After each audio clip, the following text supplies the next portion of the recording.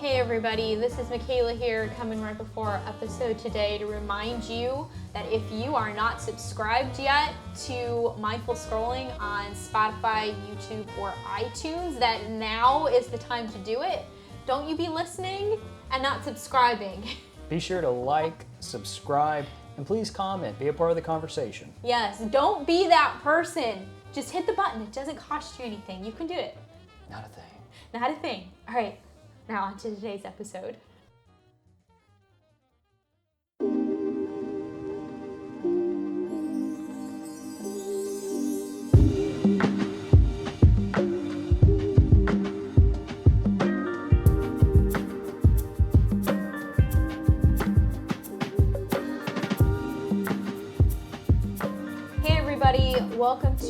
Welcome back to Mindful Scrolling. This is your host, Michaela. And Philip. And we are coming at you with episode 18. Is that right? The 18? Big 18. We're actually, and I'm just going to go ahead and say it, but we're actually going to be wrapping up our first season here in the next couple of episodes. Mm-hmm. So episode 20 is going to be the last episode of season 1, and then we'll be making some more special announcements at that time. Yeah, got a lot of fun stuff planned. Yep. So we're not going to be going anywhere. Like we'll be around and we'll be back, but we're gonna kind of rebrand, regroup, reformulate. We gotta go out and live a little, so we have more to share with you. So there's there'll be 2 more episodes coming out this month, and then we're going to take a little hiatus, and we will talk more about that when the time comes. But so episode 18, as I know you are all well aware, we were out of town doing a little bit of traveling and just regrouping last week. So we were originally planning on coming out with an episode later in the week, and it just didn't, life happened. It made more sense to just regroup, come back this week. Yeah, and last week we were actually in North Carolina helping my sister and brother-in-law out on a house that they're flipping. So it looks great. Yeah, it was actually a lot of fun. Like, we went there with the intention of helping them on the house, and I think, we live far away, so I think if we were closer, we'd probably have been there a lot more often. So I feel like we didn't get as much done as maybe I felt like I wanted to, but I feel like even though there may not be like a track or something for how much stuff we could have gotten done in that time, I feel like it was monumental. Well, I mean, for you especially, you were actually learning how to build stuff outside. Yeah. My brother-in-law, he, wealth of knowledge, and gave me a lot of stuff I haven't had the opportunity to use before. Mm-hmm. So if anybody needs help with the deck, I think I know a guy that can give you some pointers. Yeah. So Philip was actually building a deck railings, and it was 95 degrees and full humidity the whole time. So they were outside just sweating, working really hard. And it was toasty, but it was good. And then me and my sister were caulking and patching baseboards, and then we also did some painting, which you did a lot. Doesn't sound like a big deal, but I was crawling around on my hands and knees, and I'm really feeling my age because I was sore the next day, really, really sore. But anyway, that's what we were doing last week, and why we just ultimately decided that we were going to not record. Yeah. So today we are going to do things a little bit different today, kind of working a little bit on what our new formula is going to look like. But I actually want to open up our discussion today with scripture. I'm going to be reading from Colossians 4, verse 6. And says, and this is I believe this is the NIV. Let your conversation be always full of grace, seasoned with salt, so that you may know how to answer everyone. I love that. Yeah. So I chose this verse because today we're going to be talking about communication, and there's a few different things that all entails, but we haven't done a marriage focused episode in a while. Yeah, we've done relationship, dating, Earlier on in the topics. podcast, yeah. Yeah, but we haven't done a marriage specific topic in a while. So we are actually not going to be doing morning moments moving forward. This first season of the podcast has just been a lot of like trial and error, kind of trying to figure out a groove of what we want this podcast to be. It definitely started as a me only hosting podcast and quickly morphed into me and Philip hosting together, which I think everybody likes, and it's just also been just a lot easier in general. Just it keeps the topic flowing. I think a lot when it's easy to talk when you're hanging out with your best friend. Exactly. So, yeah. So let's just go ahead and jump hop right in. Yeah. So, the topic of communication, preferences. Preferences. How to resolve conflict in a healthy marriage. I think I want to preference. Is that the right word? No. I want to what's the word I'm trying to say? I want to preface. Yeah, preface. I want to preface by saying that conflict is normal. And conflict does not need to be unhealthy, and it does not need to be abnormal in a healthy relationship. Yeah, you might be one in Christ, but you're still two human beings that have your own thoughts and opinions. Yeah. So Philip and I have been together for almost 5 years. It'll be 5 years in April. I've known you for a long time. Yeah. So we have definitely had our share of ups and downs, and preferences is something that I think we learned early on in our marriage. It's really, really easy, especially like when you are married and living together at first, you kind of go through your honeymoon stage of like, oh, everything's great. Like he does, he leaves this on the floor, or she does this, and it's not a big deal. I'll just pick it up. But, the longer you are sharing space with somebody and the more you're learning about sharing a space with someone, the more you realize, like, well, he might do it this way, but I might do it that way. Yeah. It goes from being like, they're so forgetful, that kind of mentality, to like, they are actively like irritating me right now. They are disrespecting me right now. Yeah. So along with some of that, I think it would also be really interesting and cool for us to talk a little bit about like spiritual and physical intimacy as well, and how that also plays into preferences, communication, and just like healthy boundaries, even like within marriage. So, what are some things that we learned, or even without getting into like personal things that we've irritated each other with, but something we learned early on in our marriage was maybe a preference that we needed to compromise on, or how have we dealt with some of those things that have cropped up? I mean, I would say that when it comes to that entire topic, really the crux early on in our marriage that, I would say led to our first real breakthrough, because there was a period that we were kind of learning how to navigate communication. Yeah. I mean, and you never stop learning that. No, you never stop learning that. What you just learn how to patch things here and there, you know. Because marriage is work, right? Yeah. Yeah. I think there's kind of this like idea that, oh, well, your marriage to your best friends is just going to be this fairy tale every single day. Yeah. And that's not reality. Yeah. I mean, we're humans. Yeah, a lot of it came to just being vulnerable enough to be able to communicate what is bothering you. Or just things that concern you in general. Right.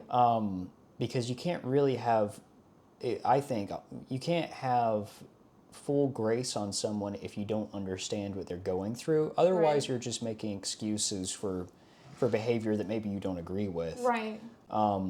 So that was a big part of it, was learning to communicate so you could have compromise, so that you could have grace. And because of that communication, you get to have honest and vulnerable communication on preferences. Well, and I think that you and I have always been like pretty good at communicating our feelings to each other. Mm-hmm. And that was something that we learned early on as well. Yeah. Is, if something is bothering you, you have to say it, because the more you hold it in and the more you try to work through it on your own, sometimes the more frustrated you can become, or maybe even, that can even turn into like bitterness down the road. So for me, I mean, I'm the type of person where it's not difficult for me to talk about my emotions anyway. And Philip tends to be a little bit more reserved in that area. Well, I fluctuate between like maybe I'm more reserved because my thoughts on something aren't like big Big as mine. and I immediately will think like, well, yeah, but that's not a big deal. Right. Or it's one of those things where it's just like, okay, this does bother me, but I don't want to trouble anyone, not just my wife in particular, but anybody with it. I don't want to be troubled with it, so I'm gonna like push it to the furthest reaches of my mind, and then it becomes a problem later, and then I'm like, hey baby, let's talk about this thing that's been bothering me in this given subject, and you help me through it. And some of our communication differences, which I think has been something we've actively learned about each other, is I am the type of person, like if I am feeling a type of way about something, or maybe there is a minor conflict or whatever, I want to talk about it right then. Like I want to resolve it, I want to talk it out, and I want to move on. Yeah. And I think sometimes you are more of the, let's kind of like regroup and talk about it later, if it's even something that you feel is that serious or important. If it's that serious to the point where it's clear that someone is in a state to react emotionally, and I'm not saying just you, I mean even myself, like I can tell when I am not in a good state of mind. I will always err on the side of, well, instead of throwing gasoline on this fire, right. Let's kind of wait for things to cool down, and then let's come to it with our thoughts. Right. If we still feel as upset as we do right now, then I mean maybe that's what we need to talk about. But at least in the moment, it's not worth potentially getting into like a real heated argument over something that doesn't need to be. But and this is the thing too, is and yes, I 100% agree with that. Something I think that we're really, really good at, and something that I would very much recommend to other married couples out there, is don't ever go to bed angry. No, we've never done that. It is completely valid and completely normal. You will get upset with your spouse. Like, am I right? Like that is normal. Yeah. Like it does not mean there is something wrong in your marriage because like your spouse made you upset about something. I think the key and the important ingredient to that is being able to come together and talk about it. Yes. And to be vulnerable enough to apologize. I think like it's really important too that sometimes you may not even know you hurt that person, and you may not understand why you hurt that person because you didn't mean to. You were just going about your day, like living life. But and this isn't just in marriage. I mean, this just could be relationships in general. You may have hurt somebody or offended somebody. And I think it is so important to be able to apologize. Yeah. And to admit, like, hey, I didn't mean to hurt you. I had without becoming defensive. Yes. I think that's another like key element and key ingredient to communication in marriage with like preferences and disagreements is not becoming defensive. Yeah. Could I share like a struggle I've had with that a little bit? Sure. So, coming up, and even now, I still, think this about some things, not everything. If you feel like you did not, do something to create the problem, then you shouldn't apologize. Interesting. If you're not a part of the problem, then you shouldn't apologize. The issue with that is that we don't always know when we're a part of the problem. Does that mean that so you willy-nilly accept responsibility for everything and start openly apologizing, like, I'm so sorry that I did this thing that made you feel? It's just like, well, no, at that point you're just apologizing because someone feels bad. Right. You're taking that responsibility on yourself when it's not deserved. I tend to do that. I tend to over-apologize, I think. Yeah. So you have to navigate that to some degree, or else you're literally inviting yourself into a thing that had nothing to do with your actions. Right. But you can absolutely contribute to a situation without realizing it, and that's where proper communication comes in, because maybe, just maybe, you're wrong about it. Right. And you really do need to say sorry. And sometimes that's really all the other person needs. Yeah. You know, is just to be like, hey, look, I hurt you. And sometimes it's not even necessary to be like, well, I didn't mean to. You know, sometimes it's just like, I hurt you. Yeah. And I'm sorry because I love you and I don't want to hurt you. You know, it's We're like human. Sometimes we press buttons without realizing. Right, it. right, exactly. So I think not going to bed angry or going to bed without resolving a conflict has been very, very important and good for us. Yeah.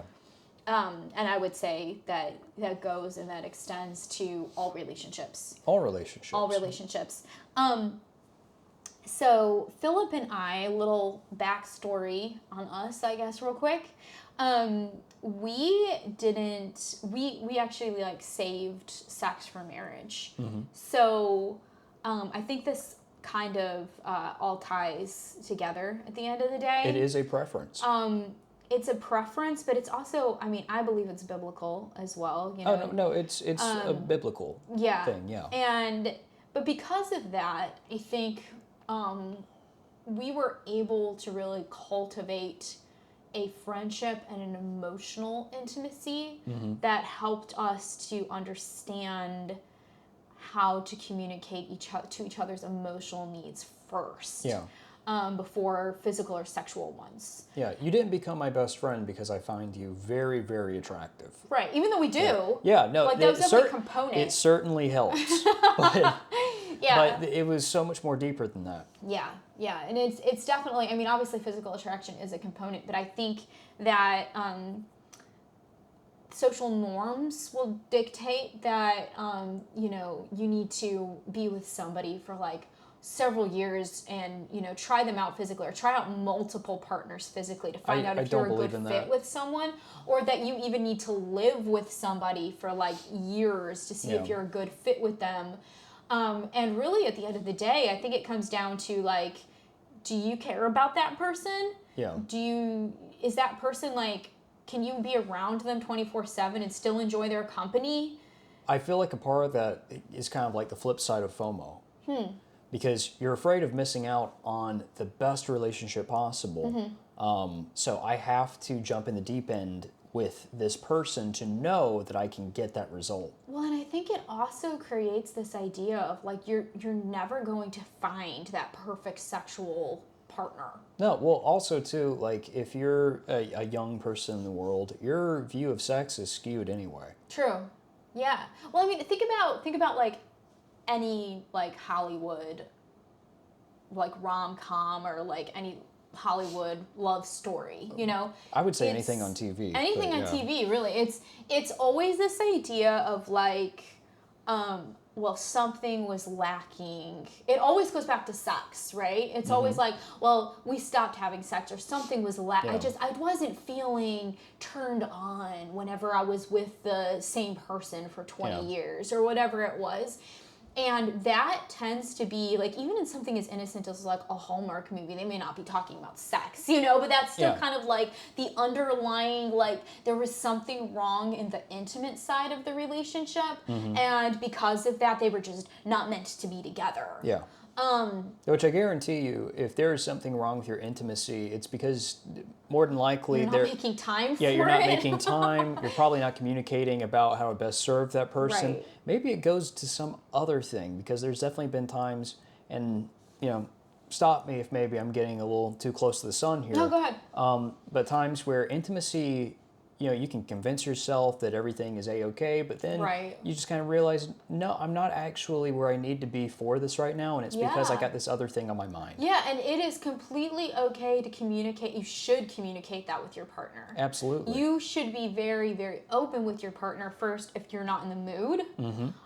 If something is uncomfortable, if you need them to adjust something to make it, a better experience for you. Sex at the end of the day is an expression of our love for each other, Mm-hmm. and in turn is a representation of Christ's love for us. Yes. It's like a physical manifestation of that. Yeah. But it isn't the primary or even like the only thing that keeps like love, communication, emotional well-being, all of those things intact. It is a benefit. Mm-hmm. It is a perk of being in a marriage relationship or in an intimate relationship, but it isn't the thing that holds the relationship together. Mm-hmm. Do you have anything to say about that? No, I completely agree. Something that I've kind of like played around with for years, and I could be completely wrong about this, but I kind of see in marriage, there's three legs on like a stool that is marriage, and sex is one of those three. Intimacy, physical intimacy. But it's almost at the bottom, right? Compared to some of those other tiers. Well, yeah, in terms of priority, it's not as important as other things. But Yeah. if you want to have what I would say is like a fully actualized marriage that is in service to both people fully, it's, I would say it's like one of those three bar stool legs, and the other one would be respect, and the other one would be like actual like vulnerability. Yeah. Like full camaraderie, vulnerability. And I guess really if you want to apply some kind of biblical understanding that you'd say, well, it's actually a four-leg bar stool, and Jesus is in there That's as well. the top, yeah. So. Well, and at the end of the day, like, you're my best friend, right? You should marry your best friend. Yes, clearly. And just like in any relationship, best friends are not always going to see eye to eye. No. Are not always going to have these perfectly flawless. Like, if anything, in my life, my closest friends, I don't know if it's like this as much with guys, but at least for me, my closest friends, I have had like something at some point in my relationship that was like maybe a little confrontational, or maybe had some type of like kind of major disagreement, but we were always able to work through those things, and our friendships became stronger and more, emotionally and even like spiritually intimate. Yeah. Even like family, like, girlfriends, stuff like that. So within a marriage, and with, your spouse being your best friend, it's very normal. Yeah.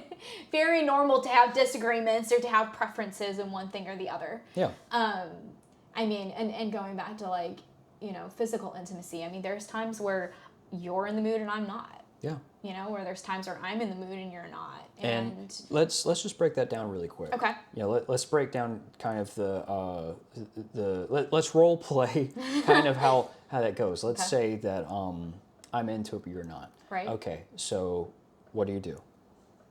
I tell you. You communicate? Yeah, I communicate. Okay. I respect that. Right. And you don't ever make the other person feel bad because they don't want to have sex. Don't make someone feel stupid because you're not getting that gratification you want. And that's really it. Don't drag it out. You know, don't make that person have to linger on that too much.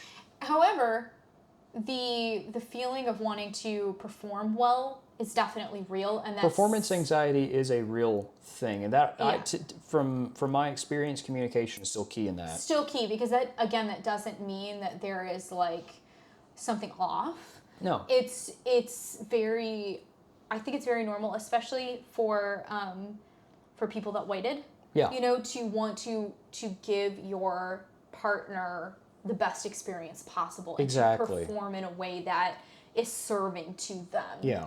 Just like, I mean, if we're going to make it spiritual, we kind of have this expectation from God, of like, serving him, doing, following him as a believer. And then sometimes I don't think we realize that we're almost trying to gain something, like almost like we're owed something. And I don't think that anybody does that intentionally, but no, I don't think so. I hope not. I think as believers, sometimes there's this feeling of, well, I've prayed for this thing, or I've wanted this thing, and I've done all the right things. I've prayed all the right ways. I've read my Bible and sang all the worship songs and done all these things, and like, why isn't this happening? And almost like I met all the godly prerequisites to receive the thing I want. Right. So it's almost like this expectation of like, well, I performed well, Yeah. And that is like such a spirit of pride, Yeah. you know? God, where's my debt-free life Right. with my new car? Right. You know? And so relating that back to marriage and intimacy, I think that sometimes the issues with performance anxiety can be similar. You know, like Yeah. it's not that you expect something necessarily from your spouse, but it's almost like, well, you know, I'm doing all these right things, so why does this feel off right now? That's actually kind of a beautiful analogy, or maybe it's more metaphorical. Like going back to, well, that kind of intimacy is an expression like, you know, how Christ loves us. It's that deep. Yeah. Well, you don't need to think about your relationship with Christ as one where, okay, I'm meeting all these prerequisites now. Am I doing all the things? Am I a good boy, Christ? Am I, a good Jesus boy? No, because in that way, you're not serving a master in the sense that the master wants you to serve. You are serving for yourself, really, by that. You are trying to meet a standard that you are setting for yourself. Absolutely. So, I mean, to me, that is performance anxiety. And I think there's a lot of Christians that suffer from that in how they are perceiving their relationships with Christ. Wow. And taking that back to, well, personal intimacy. If you go in with that same methodology, you are going to end up in the same thing. Yeah. Yeah. Yeah, absolutely.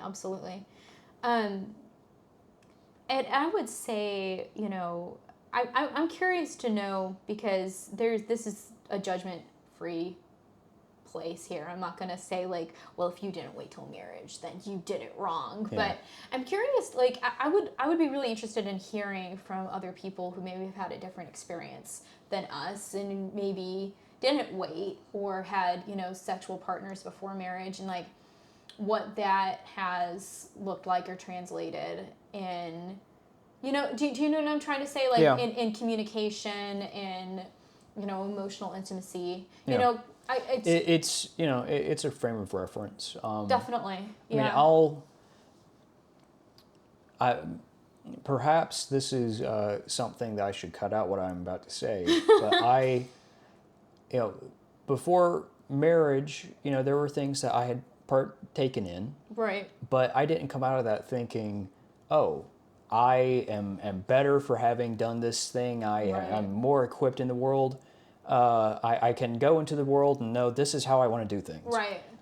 No, it actually affirmed my belief that, well, no, I should totally wait, you know, for Definitely. marriage. I don't want to objectify someone that I think is important in my Right. life. Well, and I think like for you and I, when we were dating, like we weren't excited to hang out with each other because I was like, oh, I get to make out with Philip all day, you know, or I get to, you know, do this, you know, thing with Philip for the next, you know, 5 hours or whatever. Yeah, we were genuinely excited to be around each other. Yeah, and like even in our day-to-day lives as a married couple, like again, like sex is a perk. Yeah. It's a beautiful way of coming together and showing that love and that care and that respect for the other person, but it isn't the only thing, and it's not even the most important thing in cultivating a healthy marriage and a healthy relationship. Yeah.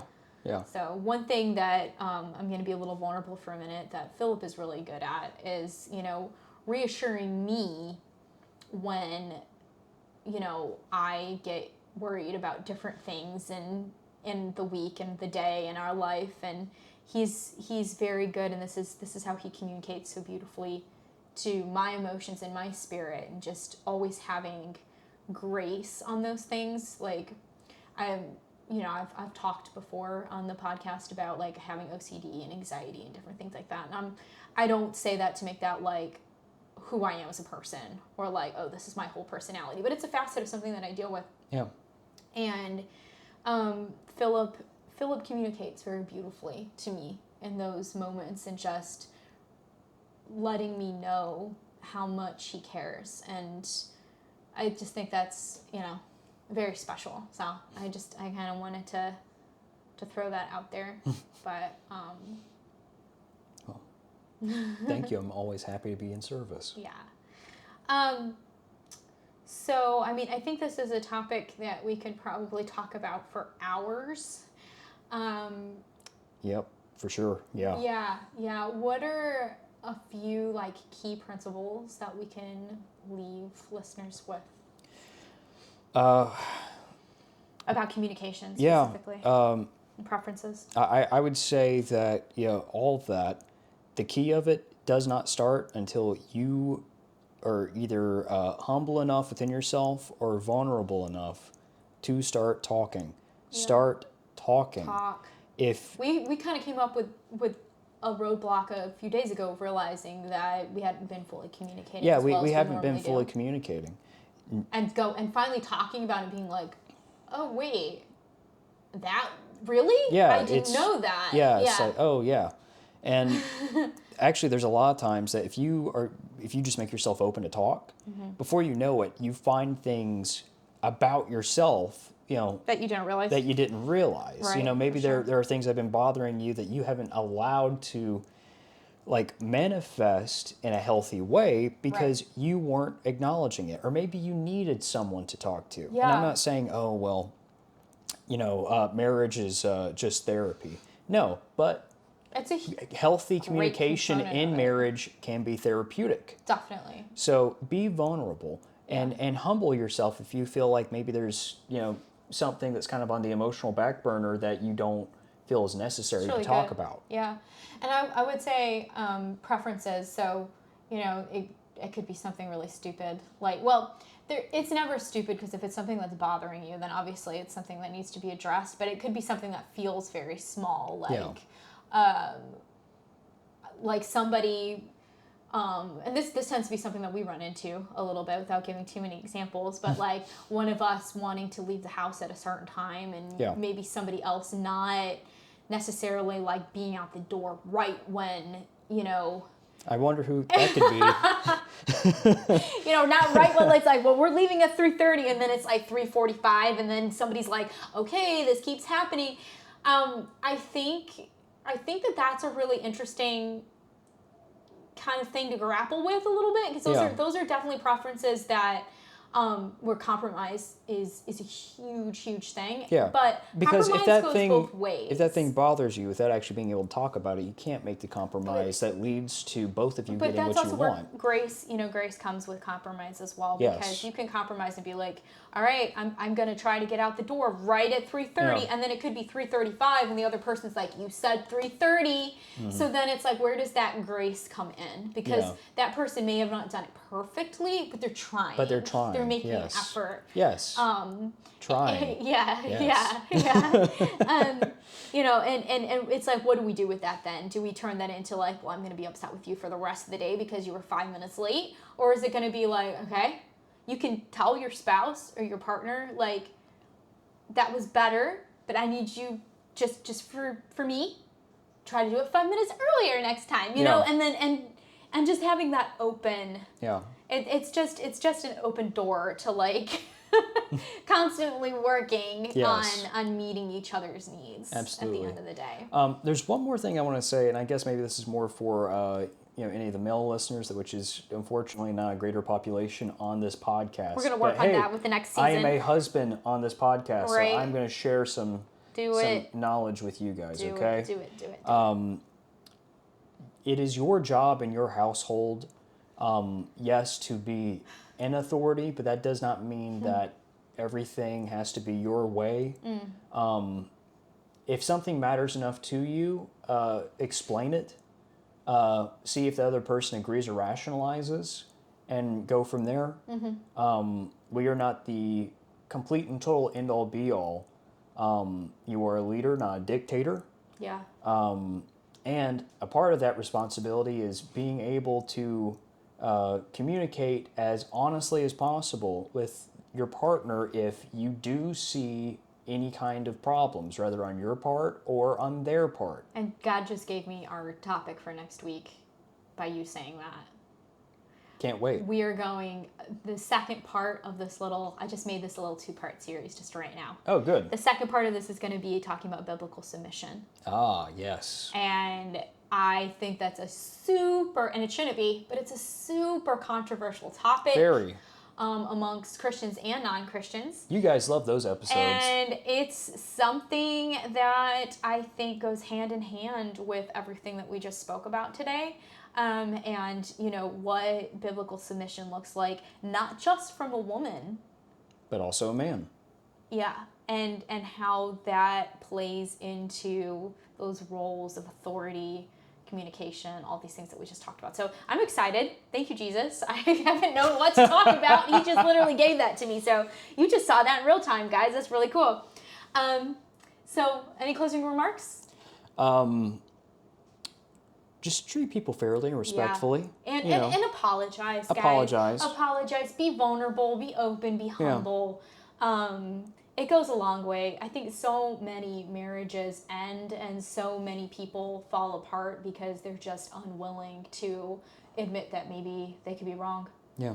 And I think that that's really, really sad. You know, and there's if you feel like you an epidemic of that. No, really. I agree. And if you feel like you are wrong, keep communicating with that person and try and understand where they're coming from. Not so you can convince yourself that you did something wrong, but if you did do something that perceivably to them incited some kind of, issue, go ahead and nip it in the bud. Yeah, definitely. There's nothing that, like, unless somebody is being physically abused or there's some type of, like, very obvious, like, infidelity, there's really nothing that you shouldn't be able to work through. Yeah, no. I mean... And thank goodness that's not a topic either one of us can really speak to. Yeah. I think that Satan wants to break down marriage. He wants to break down the family. And that's just a ploy of him, to set people against each other. And totally. Again, this could be like a whole nother topic. Let's save a lot of this. Let's save a lot of that. A lot of this momentum for episode 19. Yeah. So guys, as we are going to be wrapping up the rest of the season soon, I hope you're excited. I'm excited now. I think we've got some good material that's coming up.